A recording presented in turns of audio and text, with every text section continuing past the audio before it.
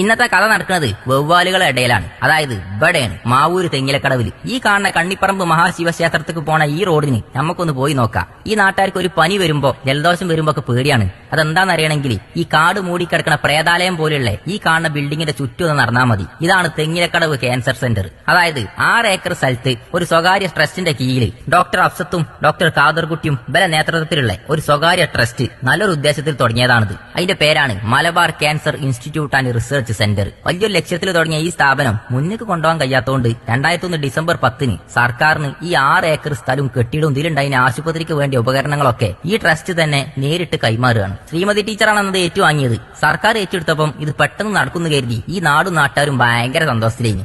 ഇന്ന് ഈ കാണുന്ന റോഡിന് ഒന്നും കണ്ട് പോരാൻ തന്നെ പേടിയാണ്. ചുറ്റും കാടാണ്. അതല്ല, അതിലും വലുത് ഇവിടുത്തെ മറ്റൊരു താരാണ്.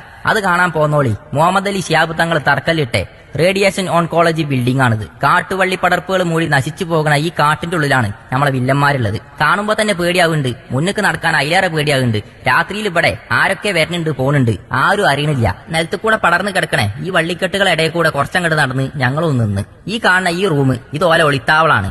ഈ നാടിനെ ആപത്തിലാക്കണേ നാട്ടുകാർ പേടിച്ചണേ.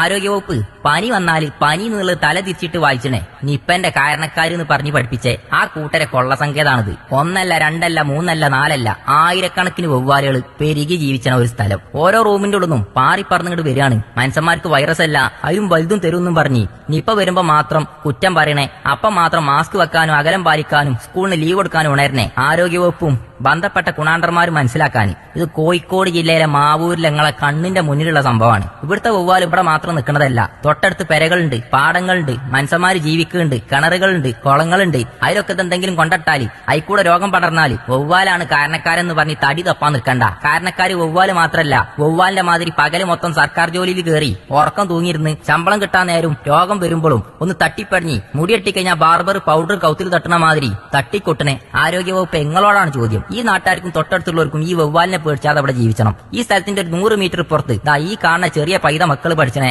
അംഗൻവാടിയാ. അവർക്കൊന്നും പോവാത്ത വവ്വാലാണോ അവിടെ ഉള്ളത് എന്നാണ് എന്റെ തോന്നല്. നാട് മുഴുവനുള്ള വവ്വാലിന്റെ പെരടിയിൽ ഈ രോഗം കെട്ടിവെക്കുമ്പോ മാവൂര് തെങ്ങിലക്കടവിലെ ഈ ക്യാൻസർ സെന്ററിന്റെ പേരിലുള്ള ബിൽഡിങ്ങിലുള്ള വവ്വാലുകൾക്കെതിരെ ഒരു നടപടിയില്ലല്ലോ. അതെന്തേ? വവ്വാല് മാത്രമാണ് അവിടെ ഉള്ളത്? നായ്ക്കൾ ഇഷ്ടം പോലെ. രാത്രിയായ പന്നികൾ കൂട്ടത്തോടെ. തൊട്ടയിലക്കത്തുള്ള ചേമ്പും ചേനിയൊക്കെ കട്ടുമുടിച്ചാണ് മൂപ്പരെ പോക്ക്. ഇവിടെ കുറച്ചു കാലം ചികിത്സ ഒക്കെ നടന്നീനി. ഈ കാണുന്ന ബിൽഡിങ്ങിന്റെ കോലം കാണാൻ ഉള്ളിക്കൊന്ന് കേറി നോക്കുക. എന്റെ മൂട്ടിലെന്നെ പോരിങ്ങട്ട് ദീ കൂടെ ഒക്കെ നടന്നു നോക്കുമ്പം അന്ന് പരിശോധന നടന്നീന കാലത്തുള്ള ആണുങ്ങളെ വാർഡ്, ഡോക്ടർമാരെ റൂം, പൊട്ടിപ്പാളീസായി കിടക്കുന്ന ഈ വക മുതലുകളൊക്കെ കണ്ട ഇതൊക്കെ എങ്ങനെ ഈ കോലത്തിലായത്? കൊരങ്ങന്റെ കയ്യിൽ പൂമാല കിട്ടിയ പോലായി സർക്കാരിന്റെ കയ്യിൽ ഇത് കിട്ടിയപ്പോ. നല്ല വീതിയും വലിപ്പൊക്കെയുള്ള ബിൽഡിംഗ്. അതിന് ഇന്നത്തെ കോലം കണ്ടുനോക്കി. കാലങ്ങളായിട്ടുള്ള കോലം ഇങ്ങനെ തന്നെയാണ്. ഈ കാണുന്ന കോലത്തിൽ വവ്വാലുകൾക്കും പന്നിക്കും പട്ടിക്കും സുഖവാസത്തിന് അവസരം കൊടുത്ത് ജനങ്ങളെ ദ്രോഹിക്കാൻ പേടിപ്പിക്കാൻ ഇങ്ങനൊരു പ്രേതാലയം പോലെ ഈ ബിൽഡിംഗ് ഇവിടെ ഇട്ടതുകൊണ്ട് എന്ത് നേട്ടാളത്? ഈ കാണുന്നതൊക്കെ വവ്വാലിന് വയറ്റുനോക്ക് പിടിച്ചതാ. ഇതുപോലെ വവ്വാലിന്റെ വികൃതികൾ പലതരാണ്. ഇതിന്റെ അയൽവക്കത്തുള്ള ഈ നാട്ടാരി മൊത്തത്തിൽ ബാധിക്കണേ ഈ മാരക വിപത്തിനെ നേരിടാൻ. എന്തേലും ഒരു പനി വരുമ്പോ ചൂട്ടും കത്തിച്ച് ഇറങ്ങാതെ പനി വരുന്നതിന്റെ മുന്നേ തന്നെ ഇതിനെ നേരിടാനുള്ള മാർഗങ്ങൾ നോക്കിക്കോടി. കാട് മൂടി കാട്ടുവള്ളി പടർപ്പുകൾ പടർന്ന് വവ്വാല് സുഖവാസത്തിനിരിക്കുന്ന തെങ്ങിലക്കടവിലെ ക്യാൻസർ സെന്ററിന്റെ പേരിൽ തുടങ്ങിയിട്ടെ ഈ 6 ഏക്കർ സ്ഥലം ഒന്നില്ലെങ്കിൽ പാലിയേറ്റിനെങ്കിലും കൊടുത്തുവിടോ.